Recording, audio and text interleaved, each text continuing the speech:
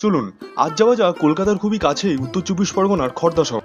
বিপ্রদাস পিপিলাইয়ের মনসা বিজয় থেকে শুরু করে রবীন্দ্রনাথের বেশ কিছু গ্রন্থে এই খড়দহের নাম উল্লেখিত।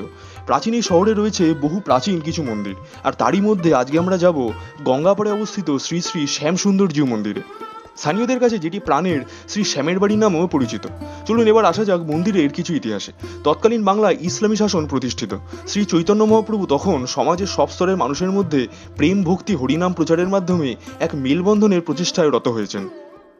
জনশ্রুতি অনুযায়ী এই মন্দিরের সাথে জড়িয়ে আছেন শ্রী নিত্যানন্দ মহাপ্রভুর অষ্টম সন্তান শ্রী বীরভদ্র গোস্বামীর নাম। কোনো এক সময় শ্রী বীরভদ্রকে ভগবান শ্রীকৃষ্ণ স্বপ্নাদেশ দিয়ে বলেন তিনি যেন তৎকালীন মালদা অঞ্চলের নবাবের কাছে থাকা একটি কালো পাথর থেকে ভগবানের শ্রী বিগ্রহ তৈরি করে নিত্য পূজার সূচনা করেন। কিংবদন্তি অনুসারে যুধিষ্ঠিরের রাজসূয় যজ্ঞের সময় ভগবান শ্রীকৃষ্ণ এই কালো পাথরের ওপর দাঁড়িয়ে নাকি সেই যজ্ঞে আগত সকল ব্রাহ্মণগণের পা ধুয়ে দিয়েছিলেন। বিভিন্নভাবে ছলে বলে কৌশলে শ্রী বীরভদ্রকে কঠিন পরীক্ষার সম্মুখীন করলেন। ভগবানের অশেষ কৃপাতে নবাব সফল হলেন না।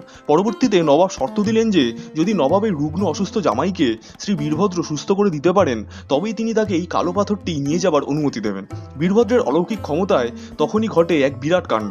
নবাবের জামাই হয়ে ওঠেন সুস্থ এবং তৎক্ষণাৎ ঘটে একসাথে একটি প্রচণ্ড বজ্রপাত এবং তাতেই প্রাসাদের তোরণ থেকে খসে পড়ে সেই কালো পাথরটি, যা দেখে নবাব সহ সেই স্থানে থাকা সকল স্তম্ভিত হয়ে পড়েন। পরবর্তীতে শ্রী বীরভদ্র এই পাথরটি খড়ের আবরণে মুড়িয়ে গঙ্গায় ভাসিয়ে দিয়ে বলেছিলেন প্রভু তুমি খড়দহ হয়ে যাও। সেই বিগ্রহ খড়দহে পৌঁছালে পরবর্তীতে সেই পাথর থেকে শ্রীকৃষ্ণের 3টি বিগ্রহ তৈরি করা হয়, যার একটি বর্তমানে এই মন্দিরে শ্রী শ্যামসুন্দর নামে এবং বাকি দুটি তার একটি শ্রী রাধাবল্লভ নামে শ্রীরামপুরে এবং শ্রী নন্দদুলাল নামে ব্যারাকপুরের সাই বনে পূজিত হন।